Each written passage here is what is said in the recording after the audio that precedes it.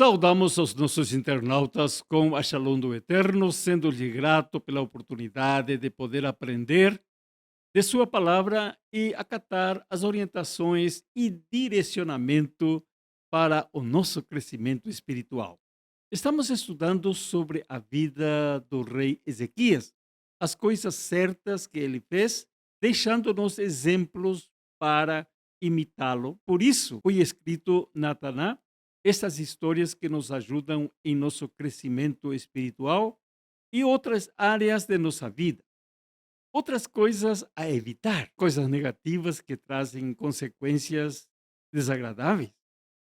O que vemos mais à frente na vida deste grande rei que foi Ezequias, o exemplo é que a pessoa não pode se engrandecer por saber ou por realizar ou pelo sucesso mais que os outros. A pessoa precisa ser mansa como Moisés e pacífico como Arão. Primeira reflexão, vamos ver então. Ezequias e sua sugestão aos seus súditos.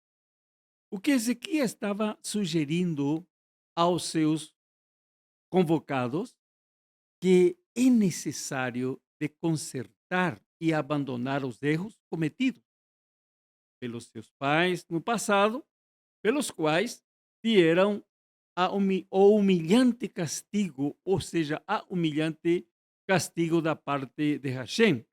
Isso não pode ser repetido. E isso tem a ver com a nossa vida.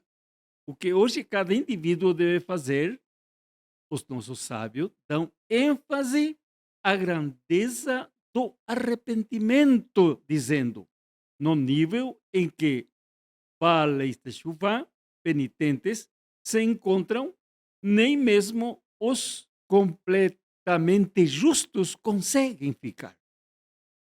Isso está em Barahot 34. Citado por Eliyahu Quintop, grande é o arrependimento, pois, através dele, até os pecados mais intencionais são transformados em fontes de mérito.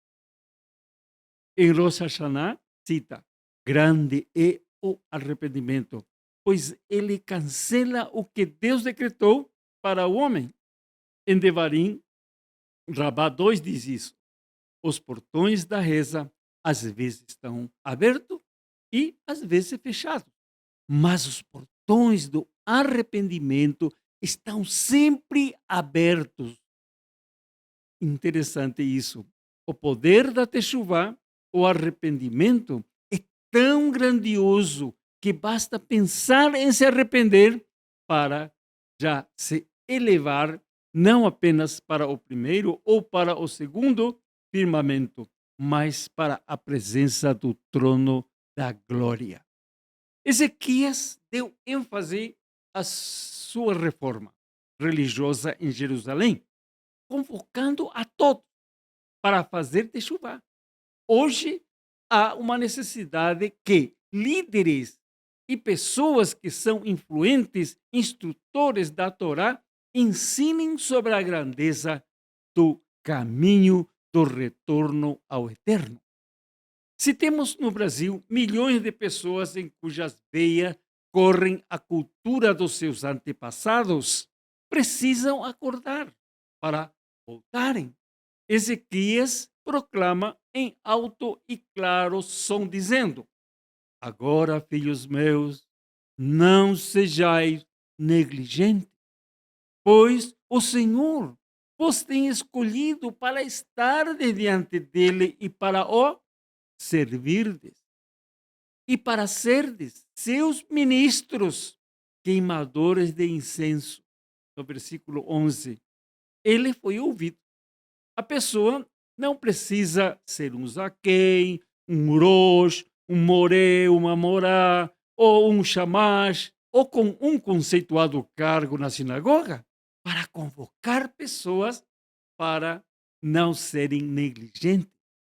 Basta cada pessoa fazer a sua parte, o seu próprio testemunho, a sua própria luz, com atitudes positivas, com humildade, com sua família, esposa, filho, pais, a chama do avivamento tomará conta de todos os que congregarem para serem abençoados, terem sua elevação espiritual no entusiasmo que uma vida de piedade e santificação, de firmeza, alegria e contentamento todos desejam ver e desfrutar.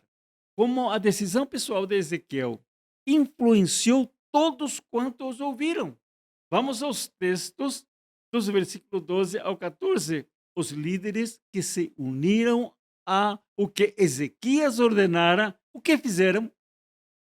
Juntaram os seus irmãos e santificaram-se e vieram conforme ao mandado do rei, pelas palavras do Senhor, para purificarem a casa do Senhor.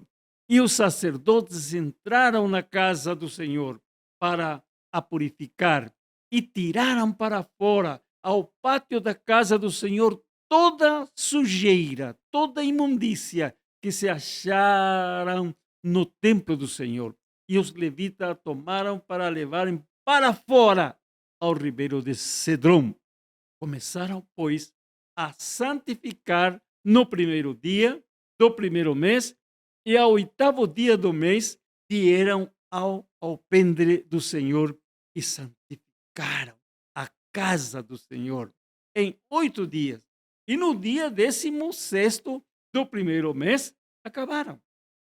Um trabalho que não começou e acabou pela metade, mas terminaram.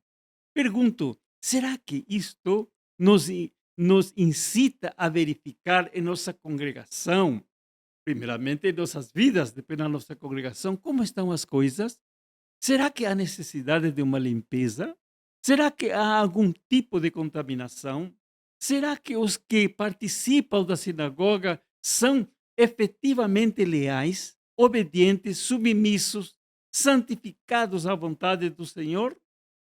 Pois cada pessoa deve ser luz, deve ser um farol, deve ser uma influência forte para unir e não para diminuir ou espalhar, para fortalecer e não para enfraquecer, para animar e não desanimar.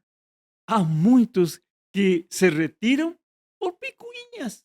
Qualquer coisinha já não vem mais na sinagoga. Por falta de humildade, abandonam a congregação, pensando até que são insubstituíveis. Tinha de fato alguns que, quando Ezequias os chamou, zombaram dele. Alguns zombaram dele. A tomada positiva de Ezequias trouxe formidável restauração, colocando ordem na desordem.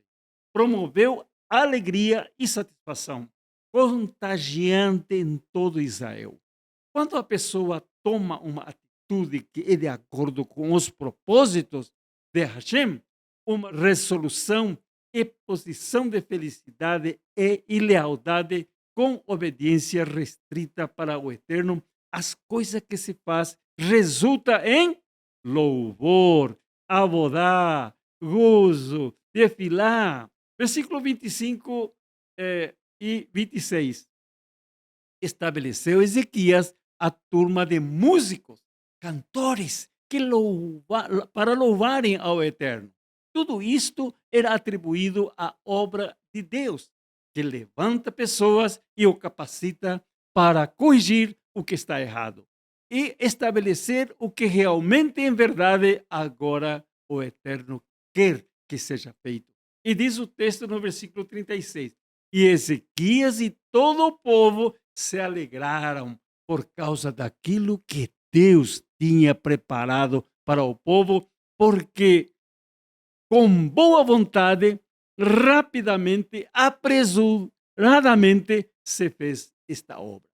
Quando Deus opera, não há desunião, desentendimentos, mas uma união, coesão, humildade, cooperação mútua entre todos. Leia 2 Crônicas 29 e 30 e destaque você mesmo estas pérolas que são exemplo para nós e que nos anima em nossa luta espiritual e em outras áreas de nossa vida. Na próxima exposição, continuaremos com as obras de Ezequias e também algumas coisas negativas que nos servem de lição importante. Yohanan Shaul, Shalom.